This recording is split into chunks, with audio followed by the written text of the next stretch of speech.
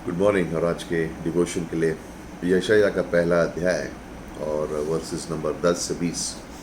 और इसमें हम देखते हैं इन पंक्तियों में कि किस प्रकार यहाँ पर इज़राइल यहूदी देश ये सोच रहा है कि वो सही अंगीकार कर रहे हैं, सही आज्ञा मान रहे हैं परमेश्वर की, सब कुछ कर रहे हैं, लेकिन एक्चुअली वो सब भारी रूप से हो रहा है। और वर्ष नंबर 15 में परमेश्वर उनसे कहता है, जब तुम मेरी ओर हाथ फैलाओगे तब मैं तुमसे मुंह फेर लूंगा। तुम कितनी ही प्रार्थना क्यों ना करो तो भी मैं तुम्हारी न सुनूंगा क्योंकि तुम्हारे हाथ खून से भरे हैं। वर्ष नंबर 16, अपने को धोकर पवित्र करो, मेरी आंखों के सामने से अपने बुरे कामों को दूर करो, भविष्य में बुराई करना छोड़ दो। यशाया यहाँ पे क्या लिख रहा है? परमेश्वर ने यशाया का इस्तेमाल किया इज़राइल को ये संदेश देने के लिए कि तुम भारी रूप से सब कुछ कर रहे हो, भारी रूप से तुम कलीसिया रहे हो, भारी रूप से तुम बलिदान कर रहे हो, भारी रूप से तुम प्रार्थना भी कर रहे हो, भारी रूप से बाहर से ऐसा लग रहा है दिखने में कि तुम धार्मिक हो, तुम्हारे सभी काम सही हैं, बट अंदर क्या हो रहा है? और परमेश्वर वर्ष नंबर 15 और 16 में उनसे कह रहा है, मैं तुम प्रार्थना भी करो तो मैं अपना मुंह फेर लूंगा। इस समय में परमेश्वर कह रहा है, इज़राइल तुम सौदम गमोरा की तरह से हो गए, बाहर से नहीं अंदर से।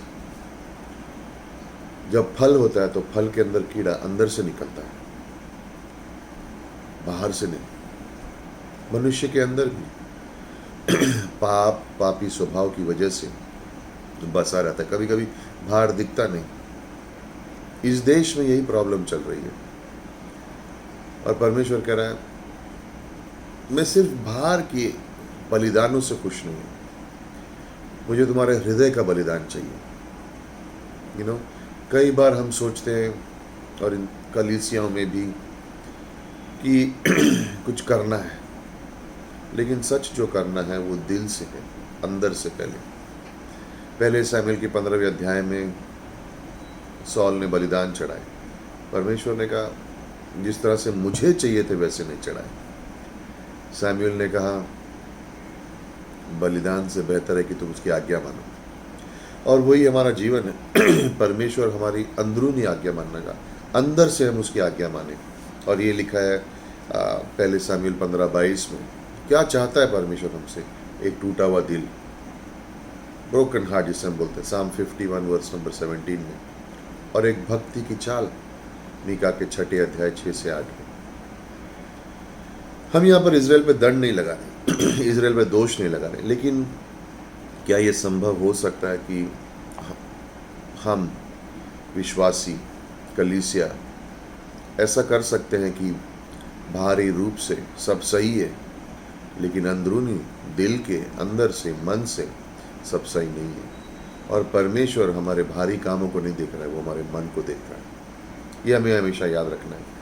कई बार हो सकता है कि एक आदत सी हो गई है, चर्च जाना एक आदत है, वचन में सुनना एक आदत है, और ये अच्छी आदतें हैं, लेकिन क्या उसमें विश्वास जुड़ा हुआ है? क्या उसमें प्रेम जुड़ा हुआ है? क्या उसमें अनुग्रह जुड़ा हुआ है? क्या उसके अंदर आज्ञा मानना जुड़ा हुआ है? क्योंकि अगर ये सारी बातें नहीं जुड़ी हैं तो हम सिर्फ रोज़मर्रा एक आदत के पीछे चल रहे हैं। कई बार हम सुसमाचार बांटने जाते हैं, लेकिन हमारा हृदय सही नहीं है।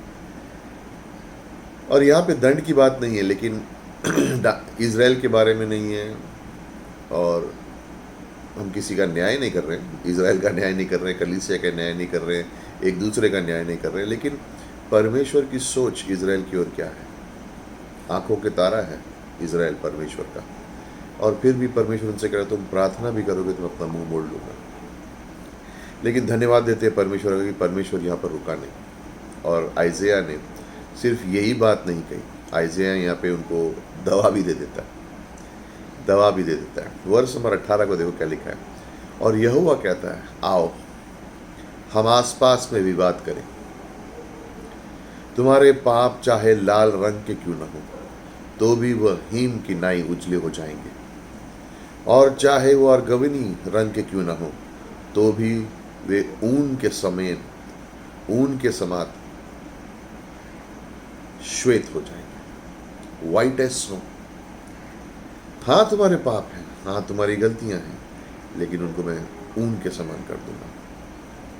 और यहाँ पे सिर्फ जैसे कहते हैं ना, यशाया सिर्फ उनकी गलतियां नहीं बता रहा है, लेकिन उनको दवाई भी दे रहा है। अच्छा चरवाहा है, एक अच्छा डॉक्टर है।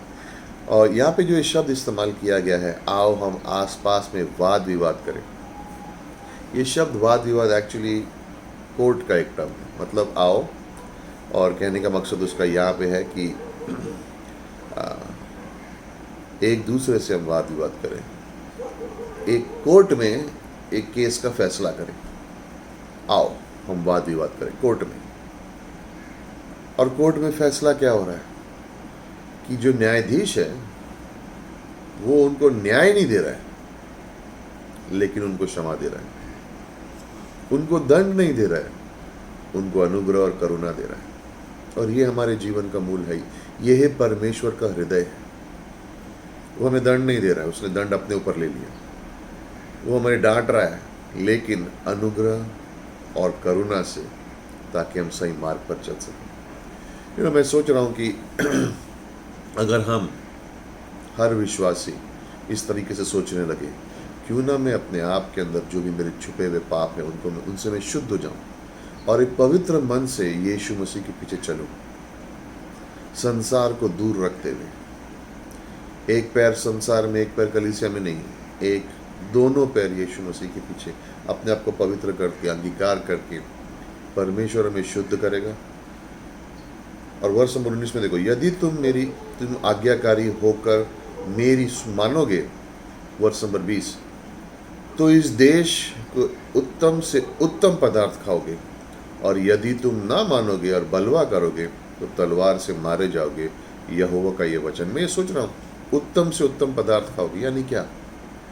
उसके आत्मिक आशीष हमारे जीवन में दिखाई देंगे। प्रेम, अनुग्रह, करुणा, परमेश्वर के सारे चरित्र के गुण, उसकी विश्वास योग्यता, उसकी परिपूर्णता। भारी चीजें हमें संतुष्ट कभी नहीं कर पाएंगी, लेकिन उसकी शांति हमें संतुष्टि देती है। उसका जीवन हमें संतुष्टि देता है, उसका प्रेम हमें संतुष्टि देता है। परमेश्वर हमारे अंदरूनी जीवन की ओर देख रहा है, बाहरी नहीं। और जब वो देगा, जैसे यहाँ पे लिखा है, उत्तम से उत्तम पदार्थ, वो अंदरूनी देगा पहले। हृदय परिवर्तन ज्यादा जरूरी है, परिस्थितियों का परिवर्तन उतना नहीं है। अगर हमारा हृदय सही हो और विश्वास हो, प्रेम हो, अनुग्रह हो, परिस्थितियां कुछ भी हो, हम उसके बीच में संतुष्ट होंगे। याद है प्रेरित 16 में पौलुस और सिलास जेल में है, लेकिन भूचाल आ रहा है।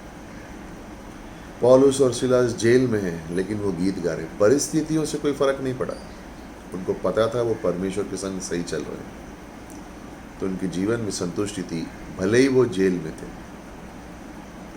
आज हम संसार में हैं, कार्य कर रहे हैं, घर बार सब कुछ है, भारी रूप से नहीं करना है, अंदरूनी रूप से करना है। परमेश्वर हमारे हृदय की ओर देख रहा है। आमीन।